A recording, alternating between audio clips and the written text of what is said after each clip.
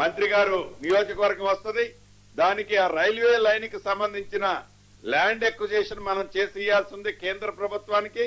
దానికి 438 కోట్లు, సుమారు 845 హెక్టార్ల భూమి కోసం ల్యాండ్ ఎక్విజిషన్ పర్పస్ కోసం 438 కోట్ల రూపాయలు సంబంధించిన అంశాన్ని కూడా ఈ రోజు కేబినెట్ ఆమోదం తెలపడం జరిగింది.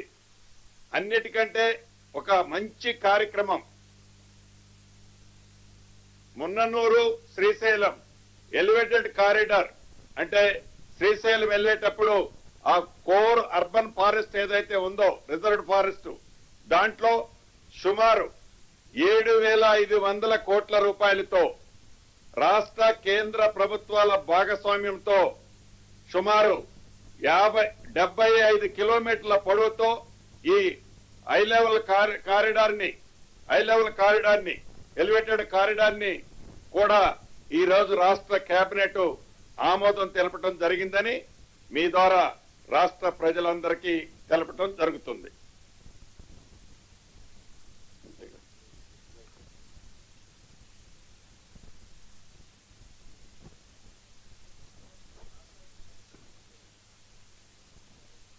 సో ఇప్పుడు ఇచ్చే వాటిలో ఫాస్ట్ గా ఇచ్చేస్తాం, అది కూడా టేక్ ఓవర్ చేయడం జరుగుద్ది.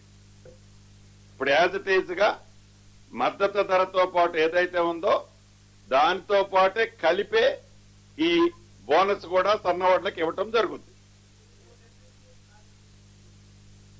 ఈరోజు వచ్చిన మెయిన్ ఐటమ్స్ ఈరోజు అయ్యేనన్న.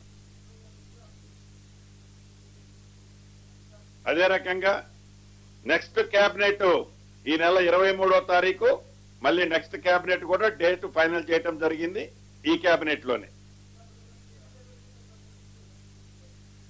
ఏదైతే ఈ రోజు సుప్రీంకోర్టులో బీసీ 42% చిత్తశుద్ధితో ఈ ప్రభుత్వం ప్రకటించి జీవోలు ఇచ్చి షెడ్యూల్ వచ్చిన తర్వాత ఆనరబుల్ హైకోర్టు ఇచ్చిన దాన్ని దృష్టిలో పెట్టుకొని ప్రభుత్వమే సుప్రీంకోర్టుకి ఎస్ఎల్పి వేయటం జరిగింది.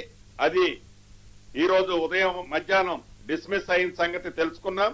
ఆ వివరాలన్నీ వచ్చిన తర్వాత 23వ తారీఖు నాడు దాని మీద డిస్కషన్ ఉంటుంది కేబినెట్ లో. అంటే అసలు ఈ ఆర్డర్ ఏమిచ్చింది, సుప్రీంకోర్టు ఏమన్నదో చూడకుండా, పోయినసారి హైకోర్టు ఇచ్చింది కూడా చూడకుండా మనందరం మీడియా మిత్రులు అందరూ తలొక అభిప్రాయం ఉండేది.